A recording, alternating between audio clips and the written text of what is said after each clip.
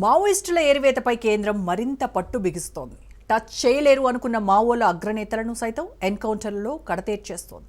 సాయుధ తీవ్రవాదంపై ఎట్టకేలకు పై చేయి సాధించగలిగింది. మావోయిస్టు పార్టీ అగ్రనేత దాదాపు 2వ స్థానంలో చలామణి అవుతున్న మల్లోజుల వేణుగోపాల్ అలియాస్ అభాయ్ ఉద్యమాన్ని వీడి జనజీవన స్రవంతిలోకి అడుగుపెట్టారు.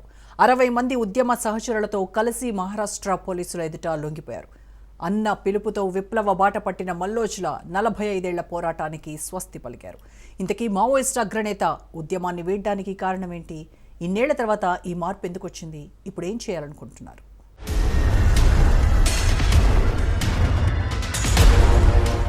ఆపరేషన్ కగారు మావోయిస్టు అగ్ర నాయకత్వాన్ని దెబ్బతీసింది. సాయుధ పోరాట పందాయే సరైన మార్గమని నమ్మి అడవి బాట పట్టిన అన్నలు ఒక్కొక్కరుగా ఒదిగిపోయారు. మావోయిస్టులపై పోలీసుల ద్విముఖ వ్యూహం ఫలిస్తోంది. ఓవైపు ఆపరేషన్ కగార్ పేరిట వరుస ఎన్కౌంటర్లు, మరోవైపు లొంగుబాట్లను ప్రోత్సహిస్తుండటంతో మావోయిస్టు పార్టీ భారీగా నష్టపోతోంది. గతేడాది పోలీస్ ఎన్కౌంటర్లలో 357 మంది మృతి చెందగా ఈ ఏడాది ఇప్పటికే 70 మందికి పైగా ప్రాణాలు కోల్పోయారు. వీరిలో మావోయిస్టు పార్టీ కేంద్ర ప్రధాన కార్యదర్శి నంబాల కేశవరావు సైతం ఉన్నారు. మరో 412 మంది మావోయిస్టులు పోలీసుల ఎదుట లొంగిపోయారు. వరుస ఎన్కౌంటర్లు, మరోవైపు లొంగుబాట్లతో మావోయిస్టు పార్టీ క్యాడర్ కకావికలమవుతోంది. దేశంలో 2026 మార్చి కల్లా మావోయిస్టులను తుదముట్టించాలన్న కేంద్ర హోంమంత్రి అమిత్ షా ఆదేశాలతో తాజాగా 2024 జనవరి నుంచి కేంద్ర ప్రభుత్వం ఆపరేషన్ కగార్ మొదలుపెట్టింది. Special task force, CRPF, ITBP, DRD, C60, SOG బలగాలతో 20,000 మంది పోలీసులు, జవాన్లు దండకారణ్యాన్ని జల్లెడపడుతున్నారు. హెలికాప్టర్లు, డ్రోన్లు, భారీ వెహికల్స్ సహాయంతో ఒక్కో ప్రాంతాన్ని స్వాధీనం చేసుకుంటూ ముందుకు సాగుతున్నారు. దేశంలో 2014లో 126 జిల్లాల్లో మావోయిస్టు ప్రభావిత ప్రాంతాలు విస్తరించి ఉండగా 2024 నాటికి 38 జిల్లాలకు తగ్గిపోయింది. అది కాస్త ఈ ఏడాదిన్నర వ్యవధిలో ఛత్తీస్గఢ్లోని బీజాపూర్, కాంకేర్, నారాయణపూర్, సుకుమా, జార్ఖండ్లోని వెస్ట్ సింగ్భూమ్, మహారాష్ట్రలోని గడ్చిరోలి జిల్లాలకు పరిమితమైంది.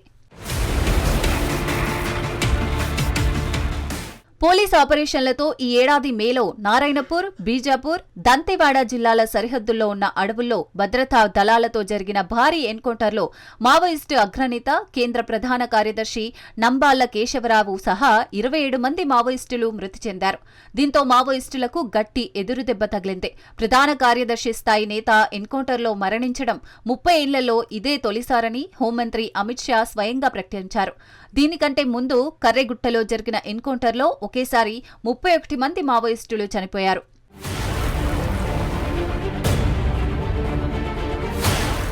మావోయిస్టు అగ్రనేతల్లో నెలకొన్న సైద్ధాంతిక విభేదాలతో మావోయిస్టు పార్టీ క్యాడర్ సతమతమవుతోంది. ఆయుధాలు వీడి జనంతో కలిసి పోరుబాట పట్టాలని కొందరు, ఆయుధాలు వీడేది లేదు, సాయుధ పోరాటమే తమ ఊపిరి అని మరికొందరు మావోయిస్టులు బహిరంగంగా లేఖలు రిలీజ్ చేస్తున్నారు. దీంతో ఈ పరిస్థితులను పోలీసులు తమకు అనుకూలంగా మలుచుకుంటున్నారు. కేంద్ర, రాష్ట్ర ప్రభుత్వాలు మావోయిస్టులపై అణిచివేతను తీవ్రతరం చేయడంతో మావోయిస్టు పార్టీ అగ్రనేతలంతా దండకారణ్యానికి మకాం మార్చారు. మరోవైపు మల్లోజుల లేఖ మావోయిస్టు పార్టీలో తీవ్ర కలకలం రేపింది. ఆయన లేఖను పార్టీలోని మరో వర్గం తీవ్రంగా వ్యతిరేకించింది. ఆయుధాలు వీడి పోరాటాన్ని విరమించాలనేది మల్లోజుల వ్యక్తిగత అభిప్రాయమని కౌంటర్ ఇచ్చింది. ఆపరేషన్ కగార్లో మావోయిస్టు పార్టీ ప్రధాన కార్యదర్శి నంబాల కేశవరావు చనిపోవడంతో పార్టీ నెక్స్ట్ సుప్రీం కమాండర్ రేసులో మల్లోజుల వేణుగోపాల్ ముందు వరుసలో ఉన్నారు.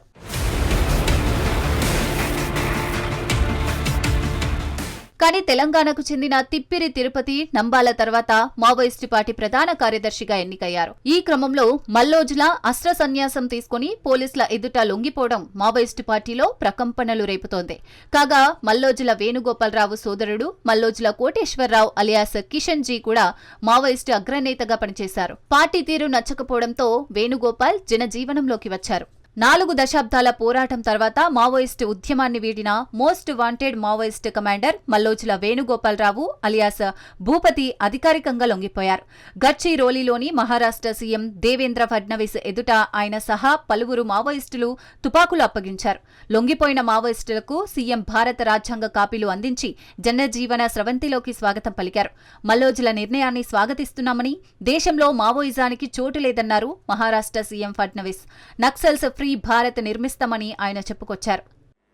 त्या ठिकाणी नक्षलवाद्यांना माओवाद्यांना जेरबंद करण्याचं काम हे देखील आमच्या C60च्या माध्यमातून झालं आणि त्याचाच परिणाम आहे की हळूहळू भरती तर बंद झाली पण दुसरीकडे मोहिमेला देखील मोठ्या प्रमाणात ओटी लागलेली आपण त्या ठिकाणी पाहिली. మల్లోజుల కోటేశ్వరరావు అలియాస్ కిషన్జీ కూడా మావోయిస్టు పార్టీ అగ్రనేతగా పనిచేశారు. బెంగాల్ ఎన్కౌంటర్లో కిషన్జీ చనిపోయారు. కిషన్జీ భార్య మైనక్క కూడా మావోయిస్టే.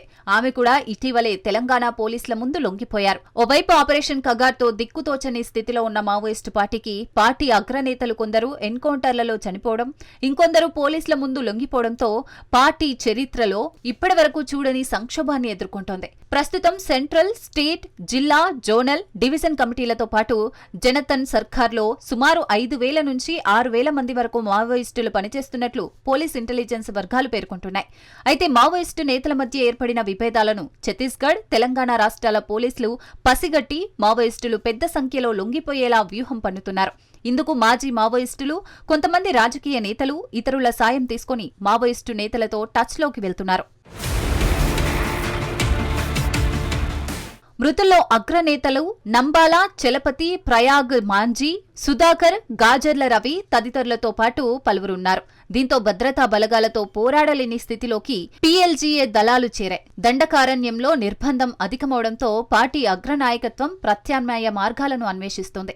మావోయిస్టులు ప్రతిపాదించిన కాల్పుల విరమణకు సైతం ప్రభుత్వం సుముఖంగా లేకపోవడంతో పార్టీ మనుగడ ప్రశ్నార్థకంగా మారింది. దండకారణ్యంలో పీపుల్స్ లిబరేషన్, గెరిల్లా ఆర్మీ దళాలు ఇప్పటికే చెల్లాచెదురయ్యాయి. మావోయిస్టుల హ్యూమన్ నెట్వర్క్ ను భద్రతా బలగాలు దెబ్బతీయడంతో ప్లాటూన్ల మధ్య సమాచార మార్పిడికి తీవ్ర అవరోధం ఏర్పడుతోంది. దీంతో పోరాట పందాను మార్చుకునేందుకు మావోయిస్టు పార్టీ ప్రయత్నిస్తున్నట్లు తెలుస్తోంది. అండర్ గ్రౌండ్ క్యాడర్ను తాత్కాలికంగా డీయాక్టివేట్ చేయాలనే ఆలోచనలో మావోయిస్టు పార్టీ ఉన్నట్లు తెలుస్తోంది.